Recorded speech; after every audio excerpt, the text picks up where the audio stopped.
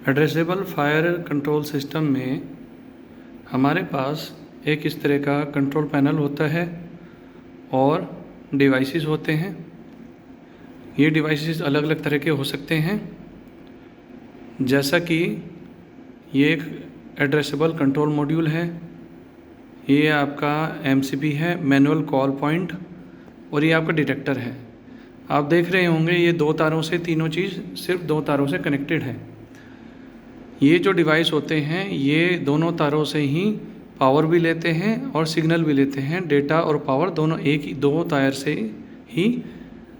से ही चलती हैं। इसके अंदर आपने देखा होगा ये सारे डिवाइसेस में एक लाइट लगी होती है, एलईडी, ये ब्लिंक करती है। पर यहाँ पे आप देख रहे होंगे इसकी ब्लिंकिंग की स्पीड काफ़ी ज़्यादा है।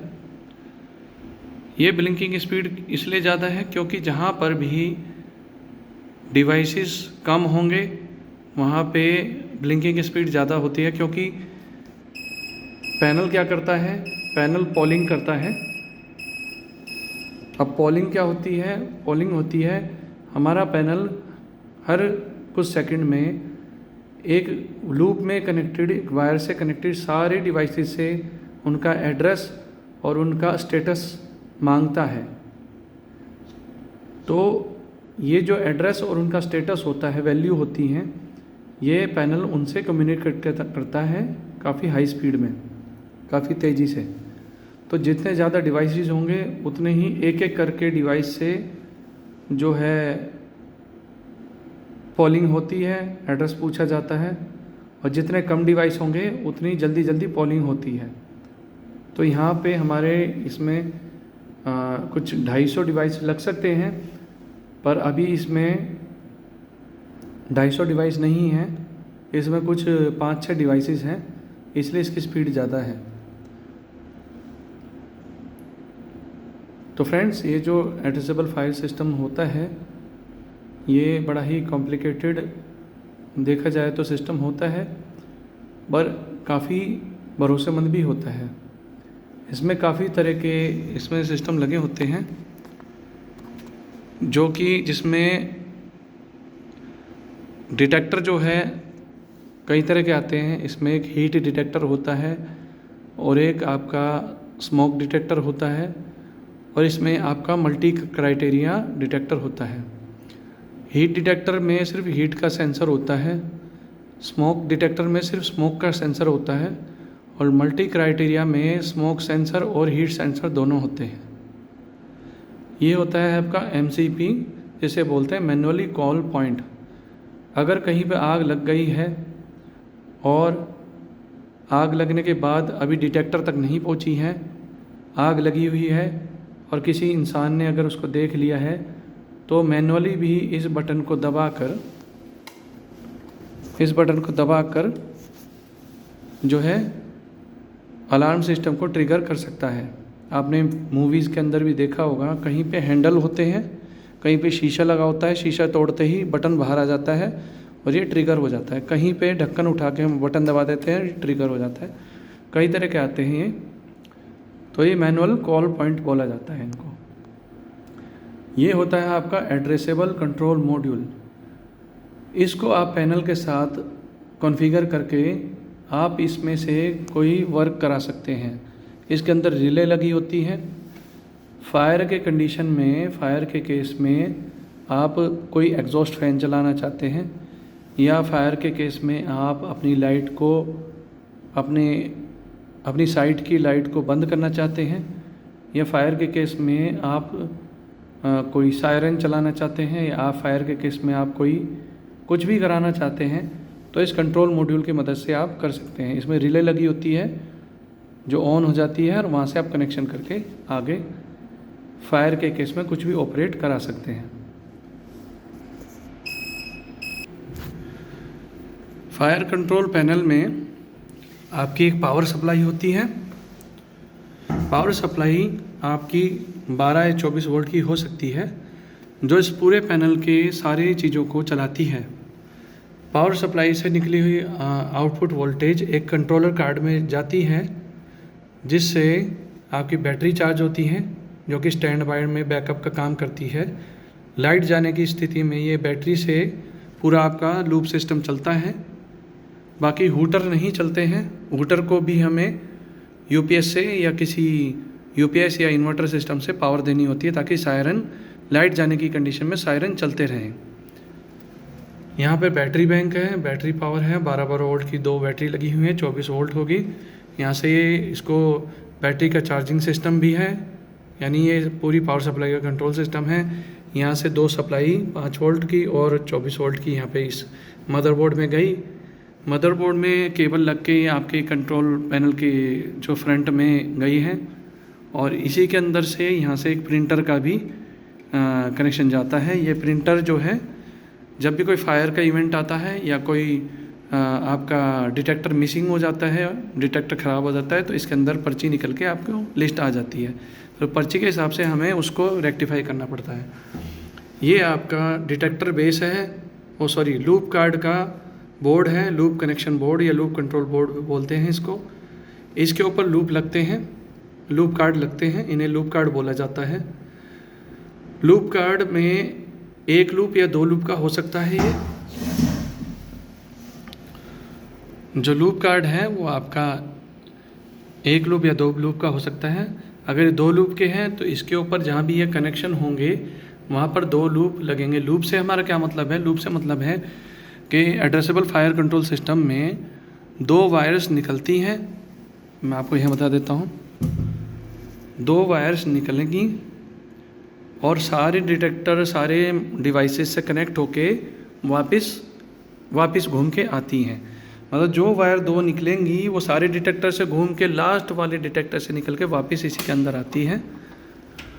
और जब ये निकल के आती हैं तो यहाँ से जो निकली हैं वो पूरे लूप में घूम के, पूरे वायर में घूम के और वापस इसी के अंदर आती है, इसी से में कनेक्ट की जाती हैं। तो जो ये कनेक्ट की जाती हैं तो क्या होता है कि दोनों तरफ से कनेक्ट होने से हमें कई तरह के बेनिफिट होते हैं। अगर हमारा लूप कहीं से ब्रेक हो जाता है, यानी कोई तार अगर डिस्कनेक्ट हो जाती है, कहीं से बीच में से छूट जाती है, तो इसमें ये हमें दिखा देता है कि हमारा लूप ब्रेक हो चुका है। लूप नेगेटिव या पॉजिटिव मिसिंग या ब्रेक करके ये हमें एरर दिखाता है पैनल के अंदर। ये इस चीज़ का फ़ायदा इसलिए है क्योंकि अगर मान लीजिए कहीं पे कनेक्शन टूट गया है तो उस केस में हमें ये पता चल जाएगा और हमें अगर कहीं से कनेक्शन कट गया है तो बाकी पीछे वाले लूप्स को सप्लाई मिलनी बंद हो जाएगी, जिसकी वजह से हमें उसको ठीक करने का मौका मिल जाएगा, पता चल जाएगा और हम उसको ठीक कर देंगे। और उसके बाद फिर इसमें जो है लूप वापस घूम के आता है, तो इससे लूप के दोनों तरफ से पावर जाती है तो लूप की स्टेबिलिटी बनी रहती है। तो ये कुछ फ़ायदे होते हैं। इस तरह से एड्रेसेबल कंट्रोल सिस्टम हमारा काम करता है। एड्रेसेबल कंट्रोल सिस्टम में, एड्रेसेबल फायर कंट्रोल सिस्टम में जो है आपका जो ये वायर्स होती हैं, ये कैन बस प्रोटोकॉल पे काम करती हैं और 2 वायर्स पे चलने वाली हमने कई सारी चीज़ें देखी होंगी। कई बार जो है एसी के रिमोट होते हैं, एसी के वायर वाले रिमोट होते हैं जिन पे 2 वायर लगी होती हैं और उन्हीं से सप्लाई भी चलती है, उन्हीं से डेटा भी चलता है आपका। तो इस तरह से आप जो है कनेक्ट करते हैं चीज़ों को लूप के अंदर। अब जैसे ये कंट्रोल मॉड्यूल यहाँ पे लगा हुआ है, ऐसे कंट्रोल मॉड्यूल इस हूटर पैनल के अंदर भी लगे होते हैं।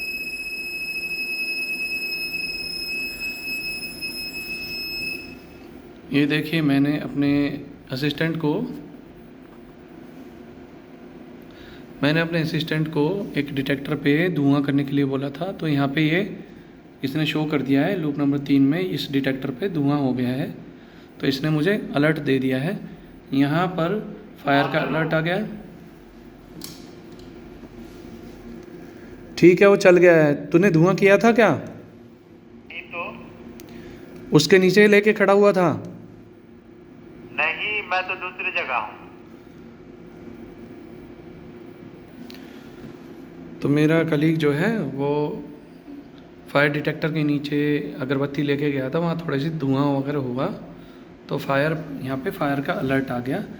अब यहाँ पे फायर का अलर्ट क्या हुआ है, ये वाला पैनल है ये पैनल नंबर 1 है, तो इसने दिखाया है पैनल नंबर 1 लूप नंबर 3, यानी जो वायर गई हैं ये हमारे ग्राउंड फ्लोर पे गई हैं। लूप नंबर 3 बोल उसको हमने लूप नंबर 3 में लगाया हुआ है।